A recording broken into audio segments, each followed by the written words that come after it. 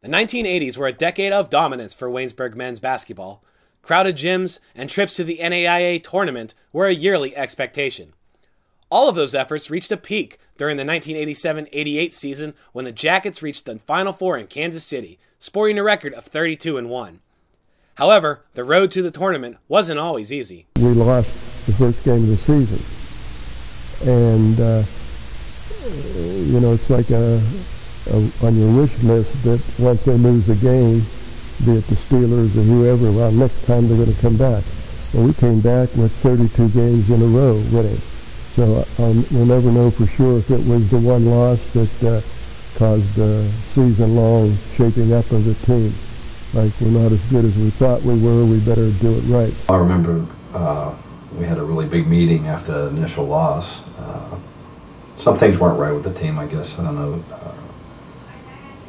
We needed to come closer together. Some personalities were clashing. Some guys were confused about their roles on the team and things like that. And I think we had a heart-to-heart meeting, and I think after that we bounced back with a couple wins, and then we just got on a roll. From the previous years, we've been out there, and I think it just ran into the being that we've been here, we want to repeat it, and they seemed to have a knack. It didn't matter who got the job done, but they just wouldn't accept losing. And that was the biggest thing. That was they never went into a game and thought, can we win? It was always by how many points are we going to win tonight? We had gotten used to winning. That was a way for us, a way of life. I don't want to sound arrogant, but it was an expectation for us to do that. After losing their opening game of the season, Waynesburg won an amazing 32 in a row, led by several standout players, including Harold Hamlin, Kevin Lee, Sean McAllister, and first-team All-American Darren Walls, who still remains Waynesburg's all-time leading scorer.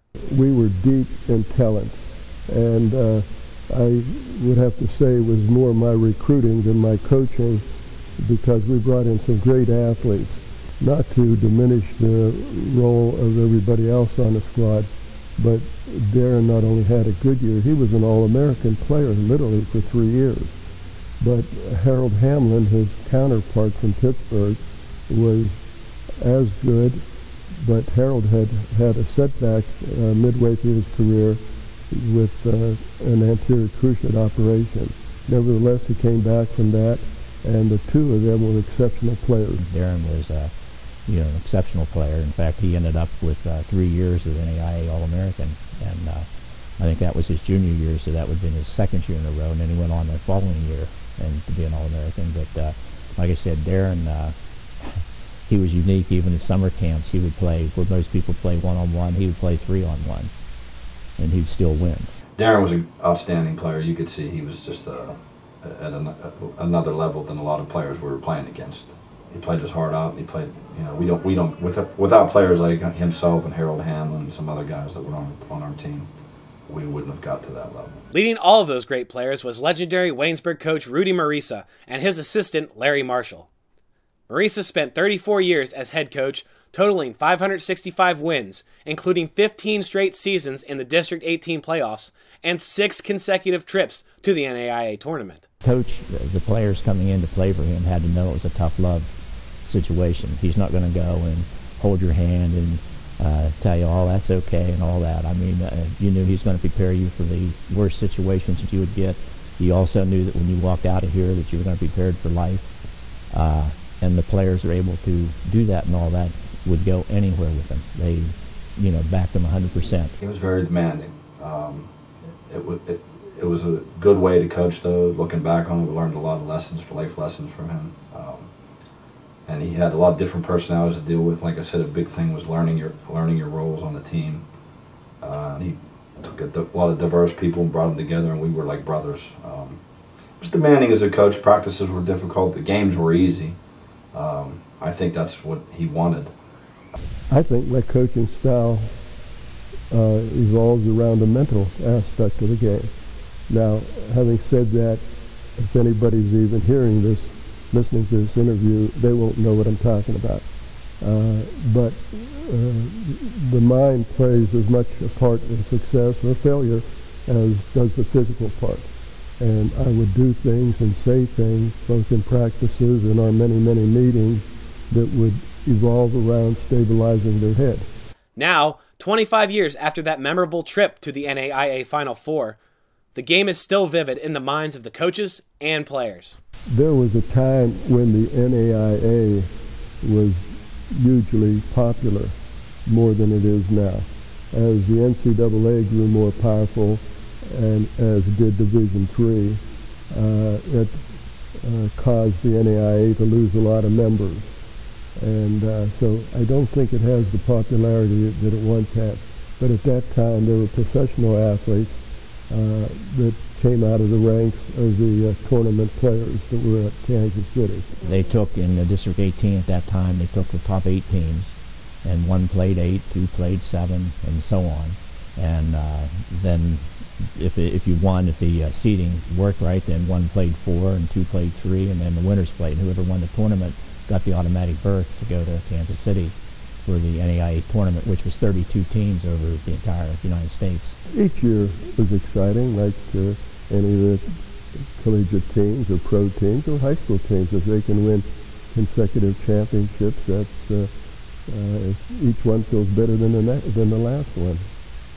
And here at the NAIA, the Men's National Basketball Championship is underway at Kemper Arena. Tim Brando and Dick Vitale with you.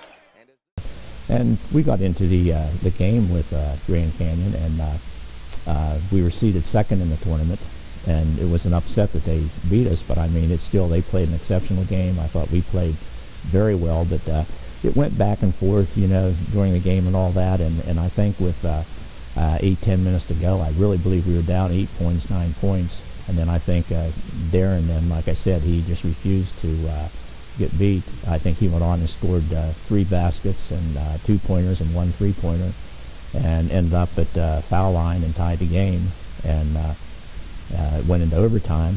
And now with the score tied at 106, you can take it for the last shot. Kevin Lee running the point now for McAllister. I can think back as a player, I was thinking, you know, if we could get into overtime, we were going to be in good shape, but ultimately we'd set up the last shot for our best player, and it just didn't work out. We had a timeout, we had the ball, and the score was tied in the overtime game, in the overtime period. And if we just held the ball, we'd went to another overtime in that. But we ended up, coach had a timeout, and he was talking to him, said, Darren, hold the ball. And it gets down to 6-8 seconds, drive to the basket and shoot. No one's going to foul you because they don't want you on the foul line. So anyway, leaving the basket time, Harold Hamlin, one of the seniors, you know, he said, Darren, he said, they're not going to let you drive to the basket, you're going to have to shoot the ball. 6'4", 8'6" during that course of the game. Here we go, down to Cases. Yeah, he wants the ball against 101. There he is. It won't fall. Johnson to Ledbetter. At the buzzer, Johns! Rodney Johns wins it. They tipped the ball in at the buzzer, literally at the buzzer, and beat us in that game. So 32 in a row, and then we lose at the buzzer in the Final Four. To blame him for that, I couldn't go and blame him for that. I mean, most of the times I think he shot probably around 50-some% from the field and all that. And I mean, he could dump the ball, he could play point guard, he could play in the paint, he could play anywhere. But it wasn't really his fault that he went and done that. You'd like to have the ball bounce the other way. If he'd put it in, no one would ever say a word, you know. I don't dwell on it a lot. I don't think. In fact, I'm not sure if I ever watched the tape in its entirety. Kansas City was just such an experience. We were playing teams you heard about, like we had envied a team called Fort Hays State. That was just typically awesome, you know, a thing to play. But to be out there with them and 31 other teams, I should say, you know, was just a unique experience. The glory of the teams of the 1980s lives on in the same gymnasium where they played some of those memorable games. The Rudy Marisa Fieldhouse is home to trophies, memorabilia, and stories of Waynesburg basketball. But none of that is what Coach Marisa will remember most about his time at Waynesburg. It's whatever I left these athletes with beyond on a basketball court. You know, when they call me or write or see me, they don't comment on a play I showed them or a fundamental I taught them. They comment on If by Rudyard Kipling, a poem that I insisted that they learn and know what it meant. I said, ask your parents, ask your teachers, but don't flunk the test when I start asking you what it means. And the last line, if you've not ever heard it, in If is, if you do all these things, you'll be a man, my son. Now for the Antelopes. Nice turnaround maneuver by Gallagher, too strong. McAllister forces one up.